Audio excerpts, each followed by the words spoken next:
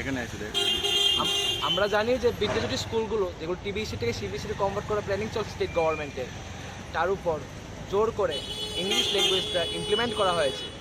আমরা জানি যে তাদের যে স্টুডেন্টগুলো যে স্কুলে পড়ছে তাদের প্রাইমারি ভিতটা বেঙ্গলি ল্যাঙ্গুয়েজে তৈরি করা। এখন তারা যে এক্সামগুলো দেবে আগামী দিনে, যারা এই বছরের বোর্ড পরীক্ষার্থী 10 আর 12 বিদ্যার্থী স্কুলে, তারা কীভাবে ইংলিশ ল্যাঙ্গুয়েজের পরীক্ষাটা দেবে? কারণ সিবিএসসির মধ্যে দুটো মোড অফ ল্যাঙ্গুয়েজ ইউজ এক্সামে, that is Hindi and English.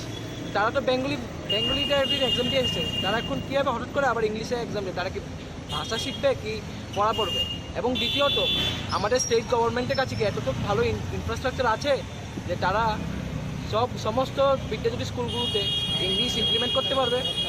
So বিভিন্ন রকমের মিস্টিরিয়াস রিজনের জন্য জানি না কেন তারা একটা অ্যান্টি স্টুডেন্ট পলিসি গ্রহণ করেছে, যেটা হচ্ছে গিয়ে জোরপূর্বক ইংলিশটা তারা স্টুডেন্টের উপরে চাপিয়ে দিচ্ছে। But that's not fair.